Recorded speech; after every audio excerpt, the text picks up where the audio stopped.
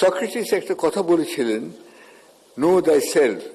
আজ জীবনের শেষ প্রান্তে এসে আমি বুঝতে পারি, এই ছোটবেলায় আমি পড়েছিলাম ক্লাস 10-এ, নো দাই সেলফ, এটা এত বড় মূল্যবান কথা কি, কিন্তু এটা জানা দরকার। জানলে পরে অনেক কিছু করা সম্ভবপর জীবিত অবস্থাতেই।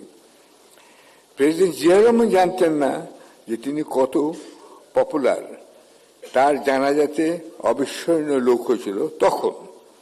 আর তারপরে আমরা দেখলাম ম্যাডাম খালেদা জিয়া, তিনি যখন মহাপ্রাণ করলেন তখন সারা বাংলাদেশই হয়ে গেল জানাজার একটা ক্ষেত্র।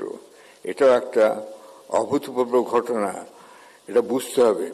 তারেক রহমানও জানেন না যে তিনি আসলেই কত জনপ্রিয়। আমি যখন জেলে গেলাম তখন জেল বন্দিরা সবাই তার কথা আমাকে জিজ্ঞাসা করত। সবচেয়ে বড় কথা, পুলিশরাই জিজ্ঞাসা করত, যারা আমার রক্ষক তারাই জিজ্ঞাসা করত, উনি কি জানেন কেমন আছেন। বলতো উনি তো লন্ডনে বহু দূরে আছেন, আর আমি আপনাদের এখানে আছি। জেলখানার মধ্যে আরেকটা জেলখানা কিন্তু আছে, সেটা কিন্তু সুরক্ষিত, সেটার নাম চম্পাকলি। এগুলো আপনারা ভবিষ্যতে জেনে নেবেন ওনার মুখ থেকেই। তারেক রহমান সাহেবকে একটা কথা বলতে চাই, যখন আমাকে শেষ পর্যন্ত একটা ডিভিশন দেয়া হলো তখন আমাকে সরিয়ে নিয়ে দেওয়া হলো medical ward number 3, bed number 3। Tarique Rahman সাহেবের হয়তো মনে আছে ওয়ার্ড নাম্বার 3, বেড নাম্বার 3, কেননা ওই বেডেই তিনি ছিলেন।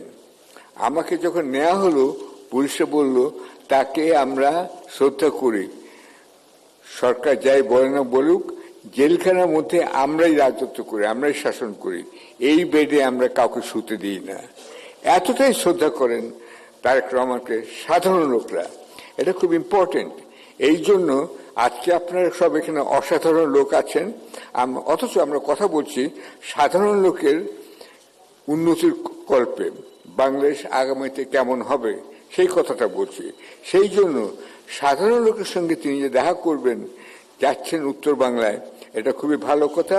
একই সঙ্গে আমি এটাও বলবো যে বিদেশে যেসব প্রবাসী এখনো বসবাস করছেন তাদের সঙ্গে একটা যোগসূত্র স্থাপিত তিনি যেন কন্টিনিউয়াসলি, অনবরতভাবে, অবিরামভাবে করে যান।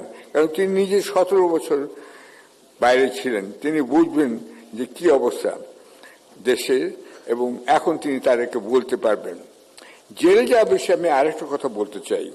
সকল বন্দীদের তুলনায়, মাফ করবেন আপনারা দুজন, সকল বন্দীর তুলনায় বেগম খালেদা জিয়া, আমি অবশ্য থেকে ম্যাডাম বলে ডাকতাম, তিনি তার জীবনটা কিন্তু, তার জীবন অত্যন্ত অসাধারণীয়।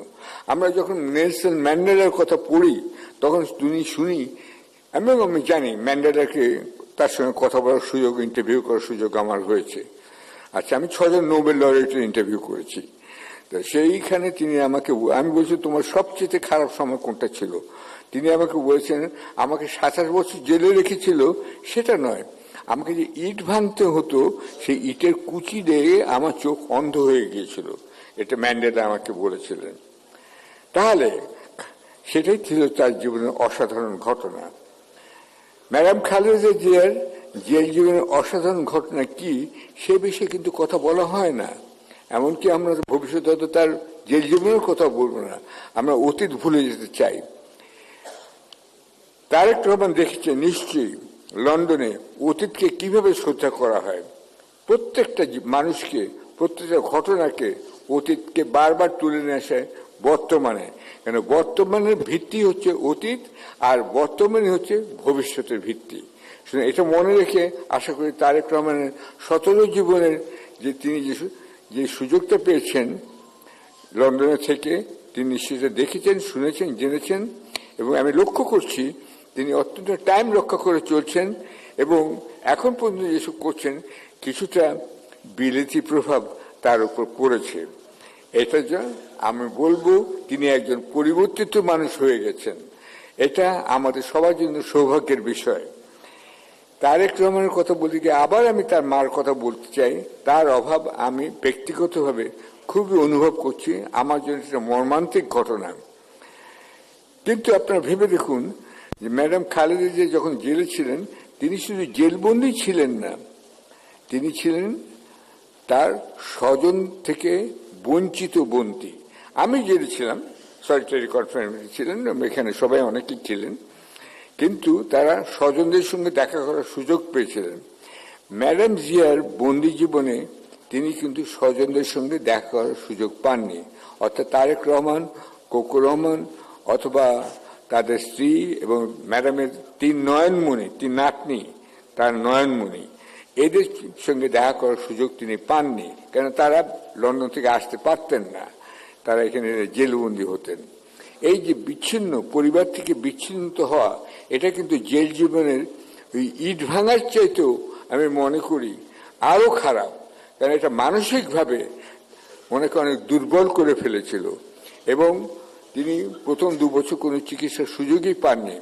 আমি অত্যন্ত দৃঢ়ভাবে বিশ্বাস করি এই বিষয়ে একটা তদন্ত হওয়া দরকার, বিশেষ কমিটি হওয়া দরকার, কেন আমরা সবাই মরব। বিলেতে একটা কথা আছে, ট্যাক্স আর ডেথ আর আনঅ্যাভয়েডেবল। তো ঠিক আছে, আমরা সবাই মরব, কিন্তু কারো অকাল মৃত্যু হয়, কারো মৃত্যুটা আপনার দেরি করে করা যেতে পারে। এবং আমি মনে করি ম্যাডামের মৃত্যু কিছুটা অকাল মৃত্যুই বটে। কেন হলো, কেন তার চিকিৎসার সুযোগ দেওয়া হলো না, কেন তাকে আত্মীয় স্বজন থেকে বিচ্ছিন্ন রাখা হলো, এসব বিষয়ে একটা বিশেষ তদন্ত কমিটি গঠন করা উচিত।